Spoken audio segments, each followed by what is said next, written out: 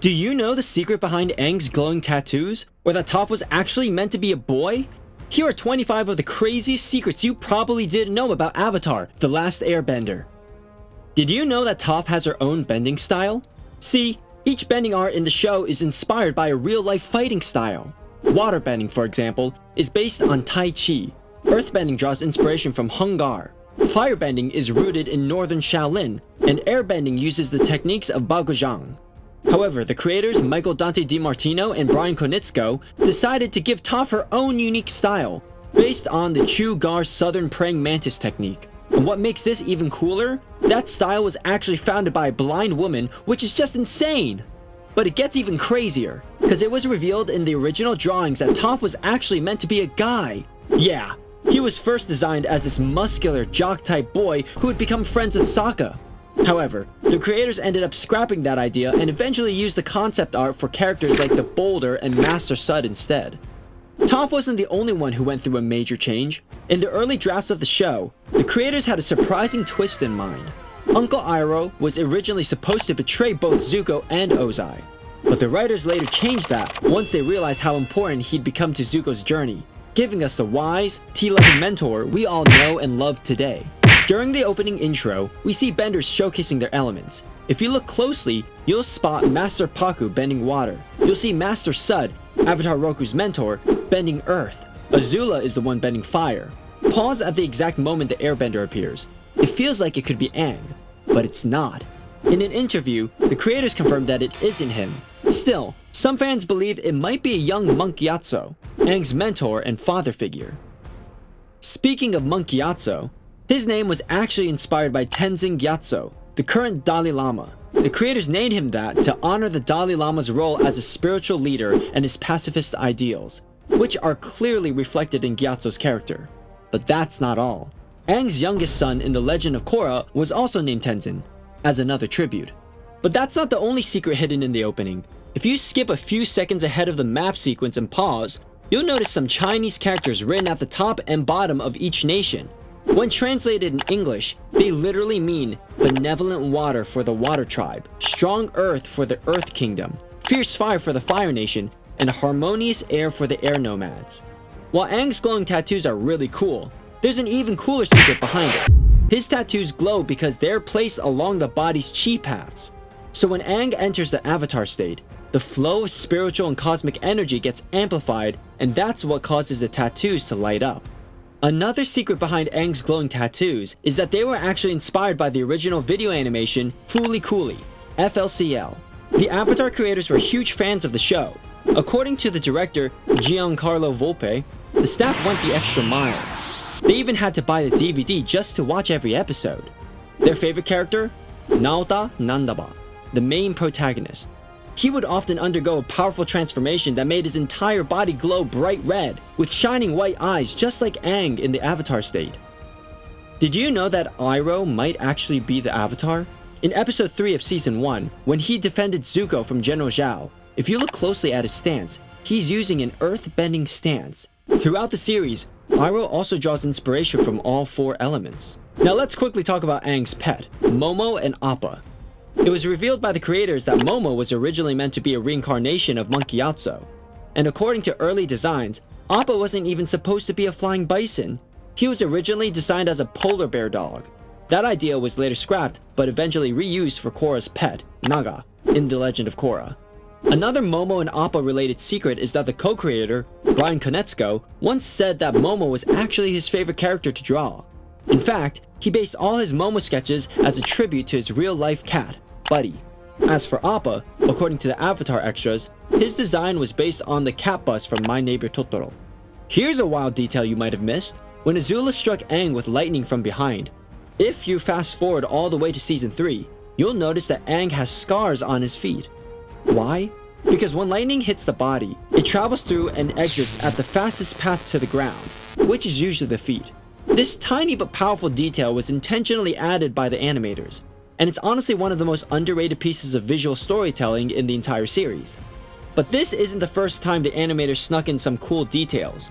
In the season 2 episode Zuko Alone, Zuko tries to rob a passing traveler, but when he sees that the man's wife is pregnant, he changes his mind and lets them go.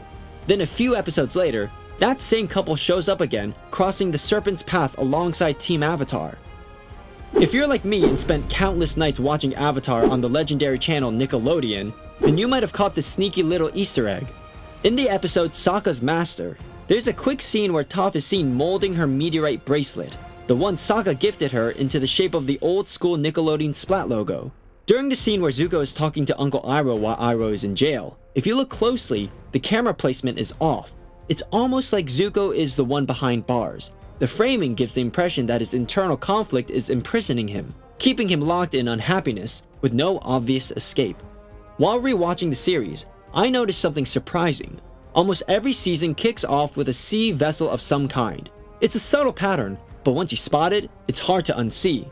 Season 1 starts with Katara and Sokka on a boat in the icy waters. Season 2 opens with Team Avatar on a Fire Nation ship. And Season 3 kicks off with them hiding out on another vessel as fugitives.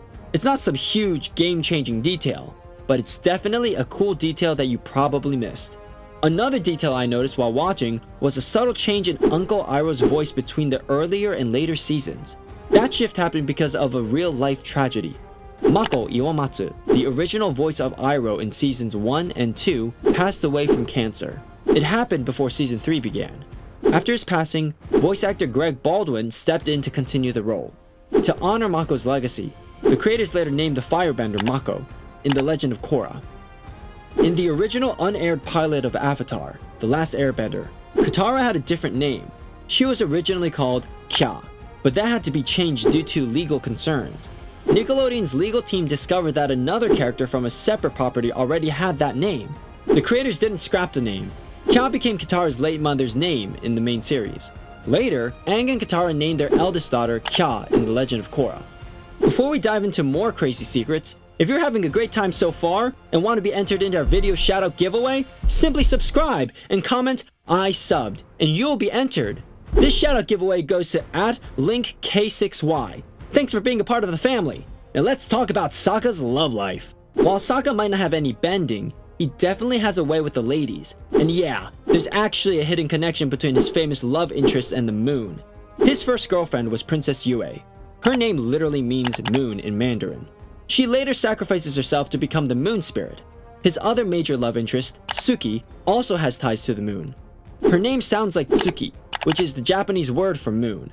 Yeah, he probably has a thing for girls who are out of his world. Did you know the series has a Guinness World Record?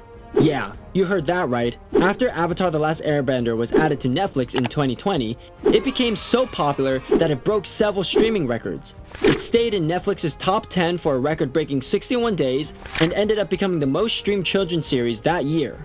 And the live-action version? That one set a Guinness World Record too, for having the biggest virtual production stage ever used. In the series, a lot of character names actually have hidden meanings. Aang's name means peaceful soaring, which fits perfectly for his calm, airbending nature. Katara's name is derived from the Arabic word for raindrop.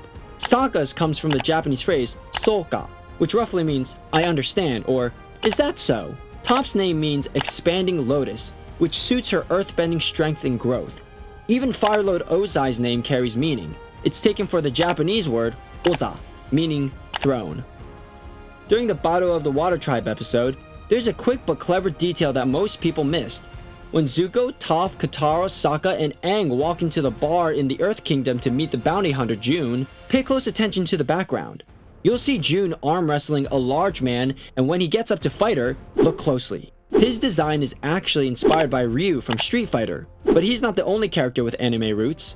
Earlier in the series, Jet was directly inspired by Spike from Cowboy Bebop. Here's another cool reference you probably didn't know about. Firelord Ozai was voiced by Mark Hamill, the same guy who played the iconic character Luke Skywalker from Star Wars and voiced the Joker from Batman, the animated series and the Arkham games. While the series ended after 3 seasons, there were actually plans for a 4th season. However, the creators scrapped it since the main story arc taking down Ozai and ending the war was already complete.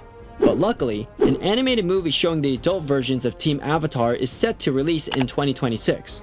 So fans still have something big to look forward to.